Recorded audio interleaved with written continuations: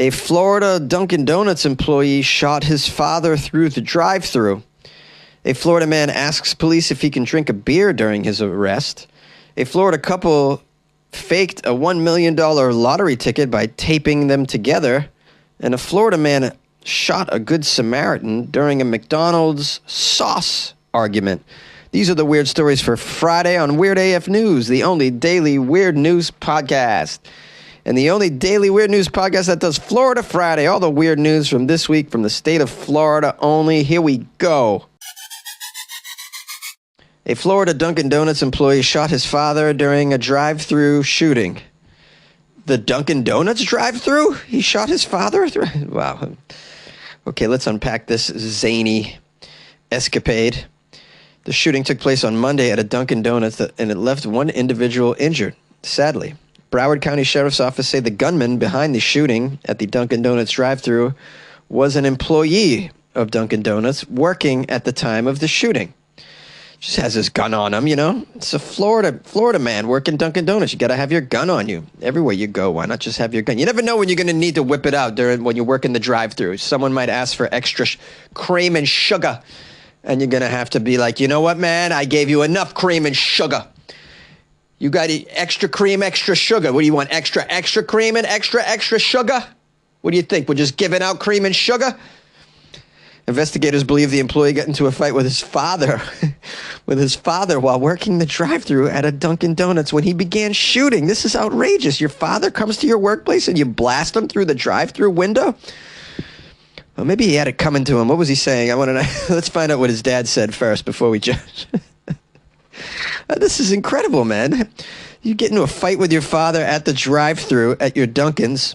You know, maybe he rolled up and he was like, "You didn't take the trash out, Sam. You didn't take the trash out." "Yeah, Dad, I'll do it when I get back from my work shift. I'm working 12 hours at Dunkin's today, all right? I got a lot of cream and sugar to give out to people today." And the father's like, "No, you get back there on your lunch break and take the trash out, or I'm not going to take it." And he's like, yeah, I'm going to shoot you through the drive-thru. Shooting at your dad through the drive-thru. You can't make this up, man.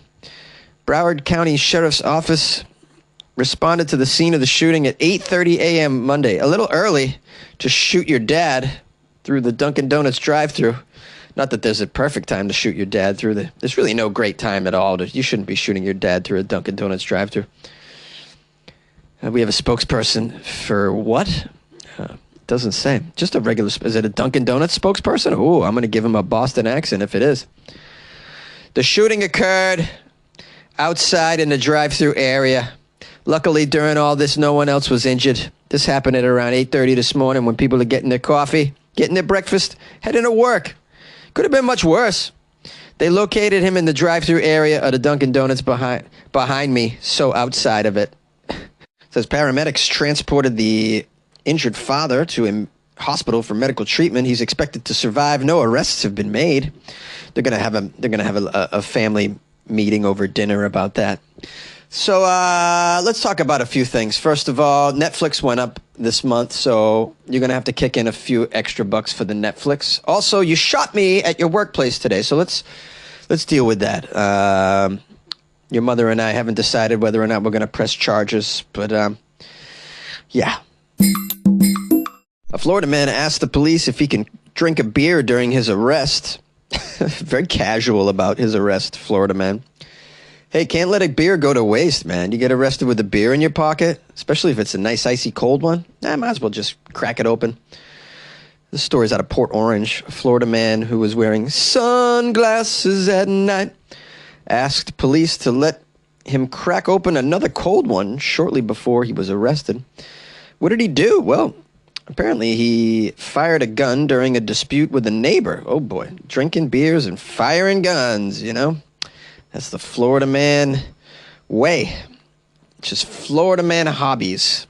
The Port Orange police say officers responded to the dispute between the neighbors around 9 p.m. on Tuesday. Body cam video shared by the police department shows the complaining neighbor alleging that his neighbor drove by earlier, opening his window and, quote, telling me he was going to shoot me. Oh, that's just neighborly Florida man talk. That's all that is. At that moment, a shot can be heard in the area. Oh, boy. You see what I mean? The complaining neighbor says, this guy was going to shoot me. Pow, pow. See what I mean? Several neighbors were outside at the time of the gunshot as well. Officers followed the sounds and found the suspect. His name is Brett McPeak. He was outside in front of his residence. An officer in the video directs Brett McPeak to show his hands and stay where he is. Brett McPeak responds by saying, "Yo, I'm cracking this beer, okay? I'm going to crack this beer, okay?" Well played, Florida man. The officer asks if Mr. McPeak has any firearms. He says no. The officers asks if there are firearms inside his house. He said yes. Speaking over his radio, the officer said, "McPeak has 2 beers in his hand." McPeak says, "This beer is cold, sir. I want to drink it." "I want to drink it. This beer is cold. Come check me," he says. "Come check me. This beer is cold, sir. I want to drink it. Come check me." The officer denies Mr. McPeak his drink, his mid-arrest beverage, to which he says, "Well, I'm going to drink this beer. Is that cool?" He still doesn't. "I'm just going to drink the beer, man. It's cold. Hey, man, I'm not going to waste this cold beer. You arresting me?" He insists he's done nothing wrong. He then complies with orders to keep his hands up. He's arrested without incident. Did he drink the beer? This is amazing. You can't really argue with his logic. He's got a cold beer. It's a hot Florida night. Someone's got to drink that beer, you know? This reminds me of those old Budweiser Real American Hero commercials. It's like, "This guy's a real American hero. You're under arrest." "Yeah, I know, but first I'm going to crack this beer." I wonder, as they drove him to jail, did they play Freebird really loud on the police car radio?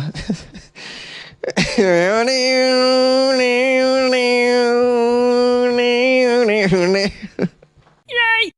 A Florida couple are arrested after allegedly faking a $1 million lottery ticket to try to win the grand prize.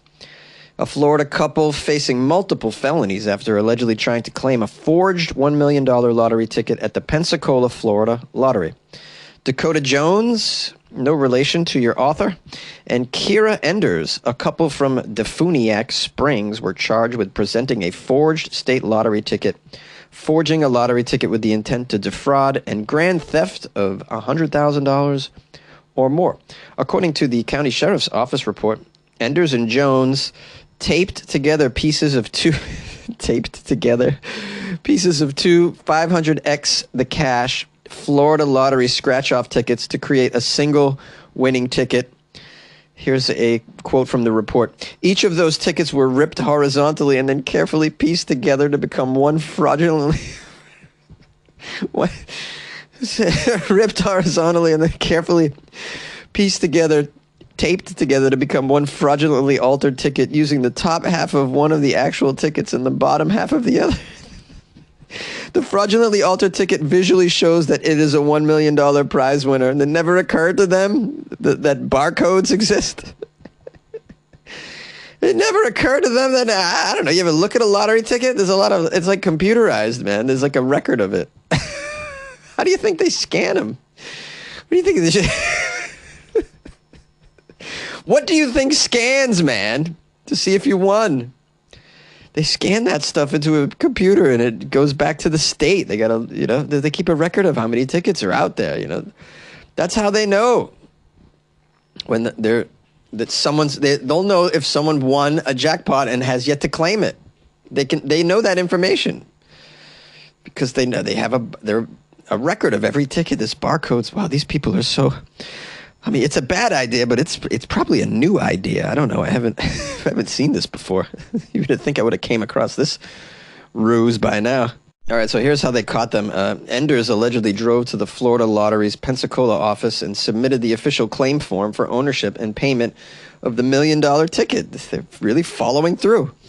6 days later, Enders called the Florida Lottery and spoke to Special Agent Richard Passanti and asked about the status of her claim. "Where's my $1 million? I got the ticket. I sent it in."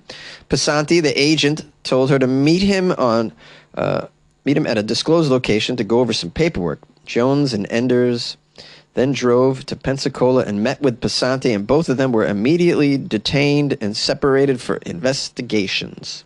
Says during the interview, the Florida woman Enders said she believed the single ticket was worth $1 million. She played and scratched off the ticket herself, she claimed. She also claimed she took the ticket to 3 stores to get it scanned, but all 3 told her the ticket wouldn't scan. This prompted her to take it right directly to the Florida lottery. She also has a story about why the ticket's so messed up. She says the ticket was in her car. It must have fallen out because she found it the next day and it got rained on. She stated she tried to scratch the ticket before it was dry and it started falling apart, so she taped it so it wouldn't get more ruined than it already was, quote.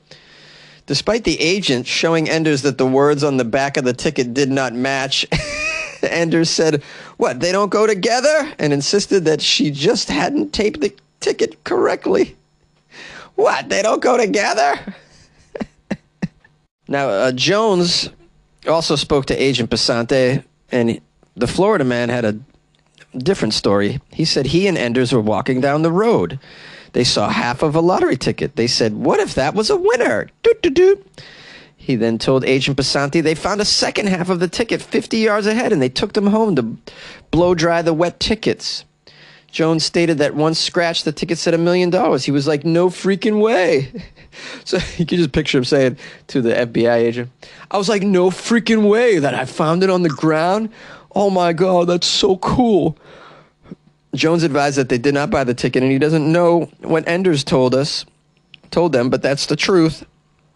All right, it says they are facing third-degree felonies under Florida law, maximum of 5 years in state prison for each count if they are convicted of the forgeries.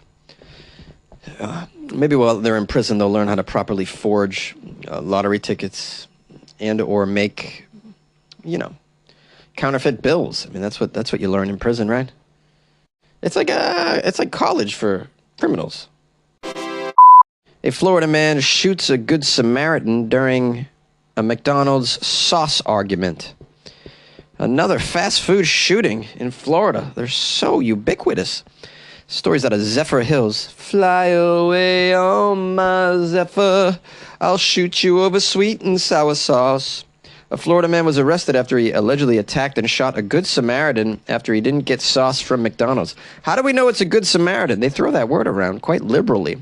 They're like, a Good Samaritan. All right, well, can I see your Good Samaritan license? Like, how do I, They call anybody a Good Samaritan that did a good deed, right? Well, I've done some good deeds. No one ever called me a Good Samaritan. I'm a Good Samaritan, man. Wesley Bullock, age 48, he's not a Good Samaritan. He's charged with aggravated battery after the incident that unfolded in Fly Away on my Zephyr Hills, Florida. Police were called to the McDonald's on Gall Boulevard for a shooting. When they arrived, they learned that Bullock had gotten into a fight with another McDonald's customer who was trying to help the drive-thru employee that Bullock was screaming at. Oh, boy. See, this is why you can't even get involved with these people. You try and defend a poor McDonald's or a fast food customer from an irate, or I should say employee from an irate customer, and next thing you know, you're shot. Oh, what a sad, sad world it is. Guys, let me try and make this funny, though, although I am sick as a dog.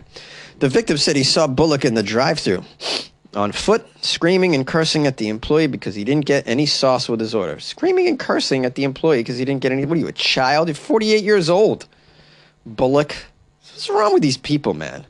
Screaming and throwing a tantrum like a child, 48-year-old man, because he didn't get sauce. I didn't get sauce! And then solve your problem with a gun. I mean, you got to be kidding me, man. This is like, we need exit strategies for this country, man. Okay. The victim saw... Okay, so he's screaming about the sauce. That's when the victim went up to Bullock and asked him to calm down. Bullock responded by allegedly grabbing his throat, punching him, triggering a fight that was eventually broken up by the McDonald's employee. The two men then got into their respective vehicles and drove away. The victim made his way to a nearby Speedway gas station where he was approached by Bullock, so Bullock went after him. Bullock allegedly cut him off and then got out of his car with a silver handgun that he eventually pointed at the man's forehead. Bullock pulled the trigger, but the gun did not fire, according to the affidavit. This is insane. Moments later, Bullock allegedly used the gun to hit the man in the head, causing a deep gash. Then Bullock either re-racked the gun or took the safety off and then pointed it at the man again. The victim stated that it was at that time he grabbed the pistol and fought Bullock for control over it because he was in fear of his life, obviously. He stated that he believed he was going to die. Of course he believed he was going to die. And all over some barbecue sauce, imagine. I want that sweet and sour sauce from my nugs, not ranch. Ranch is for hot wings. You don't even serve hot wings. The fight over control of the gun revealed an injury on the victim's hand, which was caused by Bullock allegedly biting his finger. He bit his finger. Bullock is also accused of firing a shot, causing a bullet to strike the man's pinky finger. He shot him in the pinky finger? The victim says he was able to get the gun away from Bullock, thankfully, put it in his car, and leave the gas station to call the police. This guy could have been killed, man. Whew, this Good Samaritan. Yeah, I'm going to call him a Good Samaritan now. Look what he did. He fought the good fight. He didn't have to do that. You shouldn't do that, though. You shouldn't get involved anymore. You just can't. You can't get involved. Police reviewed surveillance footage from both the McDonald's and the Speedway. Yeah, there's cameras everywhere. Are we all aware? There's cameras everywhere. When you get out of your car at a gas station and point your gun at a man's head, it's on camera. When you strike somebody inside a McDonald's, you're on camera.